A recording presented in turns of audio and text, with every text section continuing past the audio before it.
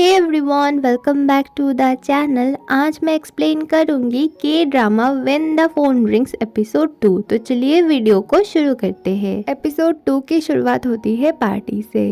तो हुईजू ने फ़ोन तो कट कर दिया था डर के। फिर वो बाहर आती है और सियोन को देख के ना वो भागने लगती है, लेकिन सियोन उसे लेके एक कमरे में घुस जाता है। फिर सियोन उसके कपड़े वगैरह हटा के देखता है कि कहाँ पर उसे चोट लगी है। फिर सियोन उससे फ़ोन मांगता है। हुईजू तो बहुत ही ज़्यादा डर जाती है। उसे लगता है कि सियोन को पता चल गया है उसके पास किडनैपर का फ़ोन है, लेकिन सियोन तो उसका फ़ोन मांग रहा था क्योंकि हुईजू को बात करना नहीं आता था। वो फ़ोन पे टाइप करती थी, फिर डायरी पे लिखती थी। ऐसे ही वो दोनों कम्युनिकेट करते हैं। सियोन उससे बार बार पूछता है कि कल क्या हुआ था। फिर हुईजू से सब कुछ बताती है कि ये सब हुआ था। फिर वो उसे डांटता है कि तुमने मुझे क्यों नहीं बताया कि इतना कुछ हो गया, तुम हमेशा चुप क्यों रहती हो। हुईजू के लिए सियोन ने तो फीमेल बॉडीगार्ड भी रखे हुए थे, लेकिन हुईजू हमेशा उनके बगैर ही घूमा करती थी। सियोन उसे उन दोनों के साथ घर भेज देता है। सियोन अपने असिस्टेंट दोजी को कॉल करता है और सब कुछ बताता है कि कल उसके वाइफ के साथ क्या क्या हुआ और आज भी उस किडनैपर ने कॉल किया था,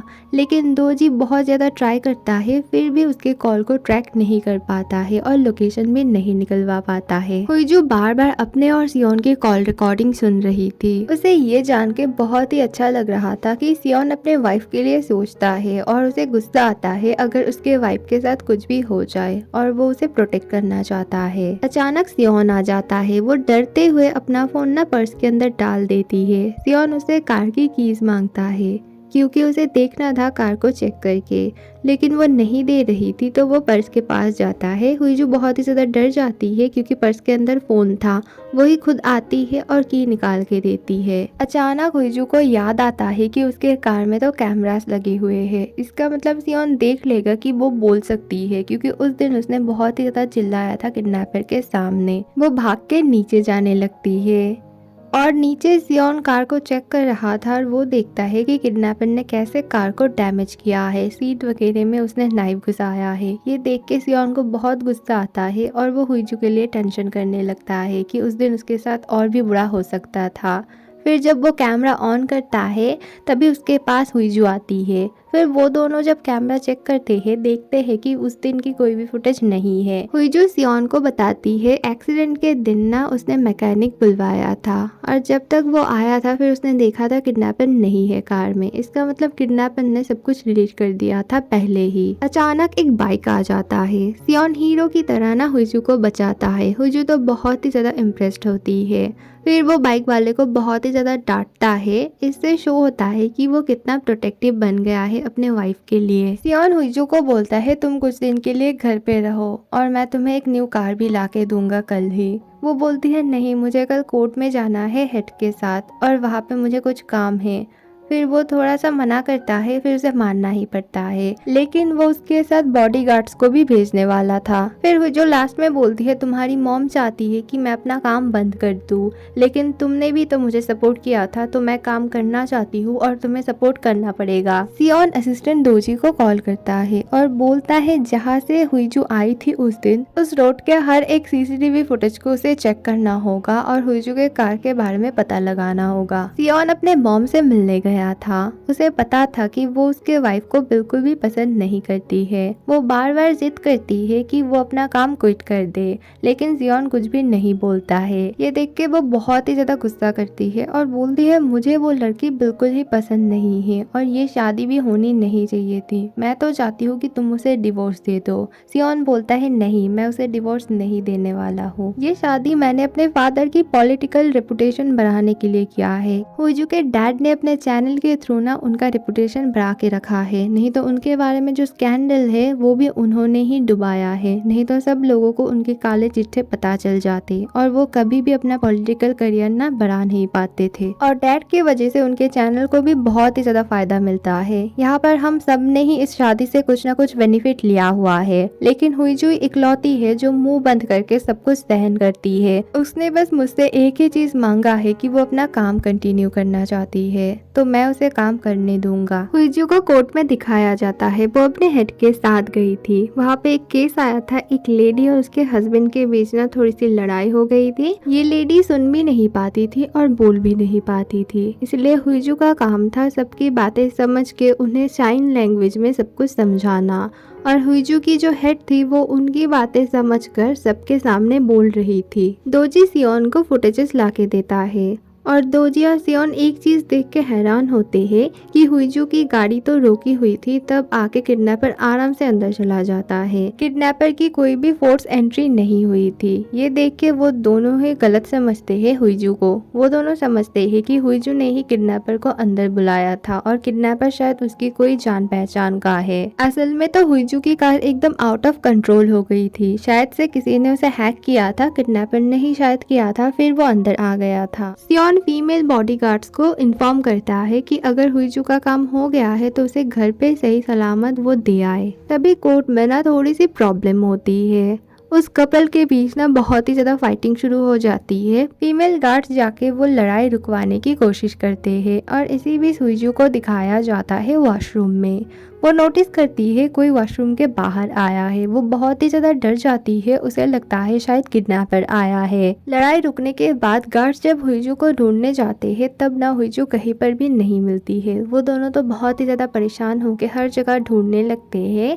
फिर वो लोग सियोन को इन्फॉर्म करते हैं। सियोन तब एक बहुत ही इम्पोर्टेंट मीटिंग में था। सियोन तब मीटिंग छोड़ के नहीं जा सकता, इसीलिए वो फोन पे जैसे तैसे करके मैसेज में ही उन दोनों से कांटेक्ट करता है और उन दोनों को बार बार बोलता है जल्दी से हुईजू को ढूंढो, तुम लोगों को मैंने क्यों भेजा था उसके साथ। सियोन बहुत ही ज्यादा टेंशन में आ जाता है। तभी वो दोनों उसे इन्फॉर्म करते हैं कि हुईजू मिल गई है और वो एक लड़के के साथ है। और ये सुन के तो सियोन बहुत ही ज्यादा जेलस फील करता है। वो बार बार पूछने लगता है कौन सा लड़का, फिर फोटोज वगैरह मांगता है। ये लड़का हमारा सेकंड लीड होता है, इसका नाम होता है जोंगवू और ये ना हुईजू का एक कॉलेज फ्रेंड होता है और प्रोफेशनली ये एक डॉक्टर होता है और एक यूट्यूबर भी होता है। वो हुईजू को बहुत ही ज्यादा पसंद करता था, लेकिन हुईजू ये नहीं जानती थी। बहुत दिनों से उनकी बातें भी नहीं हुई है और उसने स्पेशली साइन लैंग्वेज सीखा था ताकि वो हुईजू से अच्छे से बात कर पाए। ये जेस्चर हुईजू को बहुत ही ज्यादा अच्छा लगता है। फिर दोनों अपना अपना नंबर एक्सचेंज करते हैं। जोंगवू हुईजू को बताता है कि वो उसके डैड के न्यूज चैनल में कुछ दिनों के लिए काम करने वाला है, क्योंकि उसे एक क्रिमिनल ब्रांच के लिए बुलाया गया है। वो एक साइकोलॉजिस्ट डॉक्टर था, इसलिए वो वहाँ पे जाने वाला था कुछ महीने के लिए काम करने के लिए। हुईजू की मॉम उससे घर पे मिलने आती है। वो हुईजू को हमेशा ऑर्डर दिया करती थी, ये करो वो करो। इस बार वो उसके लिए कुछ आउटफिट वगैरह शॉपिंग करके लाई थी। वो हुईजू को सजेस्ट करती है कि सियोन के साथ उसे अपना रिश्ता बहुत स्ट्रॉन्ग करना होगा ताकि उसके फादर को बहुत ही ज्यादा फायदा हो, नहीं तो उसके फादर की न्यूज चैनल डूब जाएगी। और उसे उसकी सास बिल्कुल भी पसंद नहीं करती है, तो बहुत जल्द उसे डिवोर्स लेना हो सकता है। इससे पहले सियोन को उसे अपने हाथों के मुट्ठी में लेना होगा। हुईजू को ये सब बिल्कुल भी पसंद नहीं था, लेकिन वो अपने मदर और स्टेप फादर के लिए सब कुछ कर रही थी। हुईजू इन सब से बाहर जाना चाहती थी। वो तो सियोन से डिवोर्स लेना चाहती थी, इसलिए उसे एक आइडिया आता है। वो हर रोज रात को सियोन को कॉल करती थी 10 बजे। 10 बजे वो उसे कॉल करती है और फिर ना अपनी ही फोटो उसे भेज देती है और बोलती है ये तुम्हारी वाइफ की फोटो है, अगर तुम उसे डिवोर्स नहीं दोगे तो मैं इसे वायरल कर दूंगा। सियोन को लगता है ये एक फेक फोटो है, लेकिन हुईजू उसे बताती है तुम्हारी वाइफ के थाई में एक तिल है, क्या तुम्हें इतना भी नहीं पता। सियोन थोड़ा सा घबरा जाता है। कॉल कट हो जाती है। सियोन की टीम को कुछ भी पता नहीं चलता है कि किसने कॉल किया था। सियोन आके फोटो दिखाने की कोशिश करता है, फिर उसे याद आता है कि ये तो हुईजू की फोटो है, फिर वो नहीं दिखाता है। हुईजू को बहुत ही ज्यादा गुस्सा आ रहा था क्योंकि सियोन ने फेक फोटो बोला था और वो फोटो लेने में ना उसने बहुत ही ज्यादा मेहनत की थी। बहुत सारे फोटो में से उसने एक फोटो सिलेक्ट किया था। सियोन बहुत ही ज्यादा गुस्से में घर आता है। वो जबरदस्ती हुईजू के कमरे में घुस जाता है और वो चेक करना चाहता था कि हुजू के थाई में वो तिल है या नहीं, लेकिन वो हुजू को कुछ भी नहीं बता रहा था और हुजू ना बहुत ही ज़्यादा डर जाती है, तो इसलिए वो माफ़ी मांग के वहाँ से चला जाता है। सियोन को 3 साल पहले की बात याद आती है। शादी के बाद हुजू उससे बहुत ही अच्छे से बिहेव करती थी, उसके लिए कुकिंग करती थी, फिर उसके साथ डांस वगैरह करने की कोशिश करती थी। मतलब वो अपने रिश्ते को ना थोड़ा सा आगे बढ़ाने की कोशिश करती थी, लेकिन सियोन ने उसे मना कर दिया था ये सब करने के लिए और हुजू को उसने अपने से बहुत ही दूर कर दिया था। अगले दिन हुजू देखती है कि सियोन तो घर पे था, वो काम पे नहीं गया था।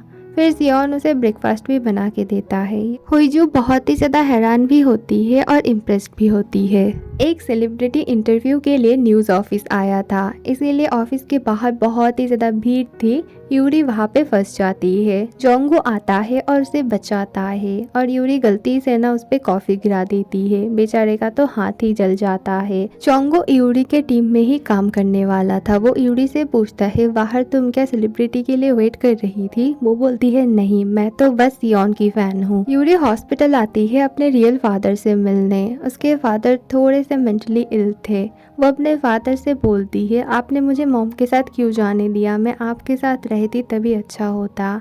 फिर वो बोलते हैं, मैं चाहता था कि तुम बहुत बड़ी एंकर बनो, लेकिन तुम नहीं बन पाई ना। वो बहुत ही ज़्यादा रोने लगती है, बोलती है, नहीं, एंकर तो दूर की बात है, मैं तो बात ही नहीं करती हूँ किसी से। यूरी के रियल डैड के पास ना उतना नेम फेम पैसा कुछ भी नहीं था, इसीलिए बचपन में ही यूरी को लेके उसके मॉम ने किसी और से शादी कर ली थी। सियोन हाइकजिन से मिलता है और इनडायरेक्टली ना अपना प्रॉब्लम उससे शेयर करता है। बोलता है, एक आदमी है जिसे एक रैंडम कॉल आता है और उस आदमी के पास ना उसकी वाइफ की एक फ़ोटो थी, प्राइवेट फ़ोटो।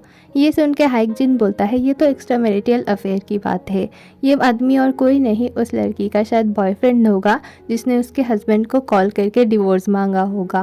और ये सुन के ना सियोन बहुत ही ज़्यादा टेंशन में पड़ जाता है। उसे कार वाली फुटेज की ना बात याद आती है। वो सोचता है शायद हुईजू ने ही खुद से दरवाज़ा खोल के किडनैपर को अंदर आने दिया था, क्योंकि किडनैपर उसकी जान पहचान का था। रात के 10 बजते ही ना सियोन को हुईजू कॉल करती है किडनैपर के फ़ोन से और सियोन ना उसका फ़ोन नहीं उठाता है और उसे बोलता है, तुम थोड़ी देर बाद कॉल बैक करो। एक्चुअली ये ना सियोन का प्लान था ताकि उसकी टीम अच्छे से उसका कॉल ट्रैक कर पाए। हुईजू सियोन का वेट करने लगती है और उसे इमेजिन करने लगती है और उससे बातें करने लगती है।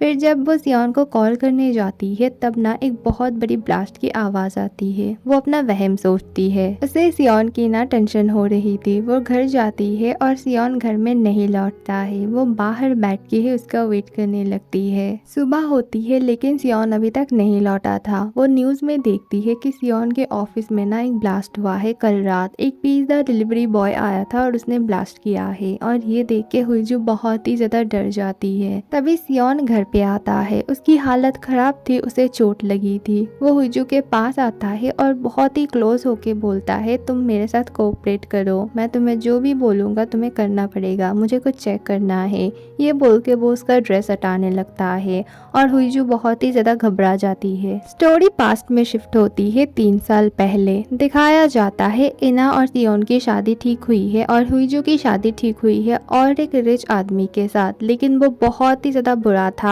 और हुईजू की मदर बहुत ही ज़्यादा ग्रीडी थी, इसीलिए वो अपने बेटी को सैक्रिफाइस करने वाली थी। इना ने ये सब बोला था सियोन को और इना को भी ये शादी नहीं करनी थी, इसीलिए सियोन डिसाइड करता है वो इना से नहीं हुईजू से शादी करेगा और सबको लगता है कि इना भाग गई थी, इसीलिए हुईजू से उसने शादी कर ली है। एपिसोड 2 यहीं पे ख़त्म होती है और इस सीरीज में ना थोड़ी सी प्रॉब्लम आ रही है एक्सप्लेनेशन करने में। इसमें ना कॉपीराइट इशू आ रहा है, तो शायद मैं ये सीरीज कंटिन्यू नहीं कर पाऊंगी। फिर भी अगर आपको देखना होगा तो मैं ज़रूर से ट्राई करने की कोशिश करूंगी। तो इसके लिए आप प्लीज़ ज़्यादा से ज़्यादा लाइक कीजिए और सब्सक्राइब कीजिए ताकि मैं मोटिवेट हो जाऊँ। By the way, thank you for watching. Bye.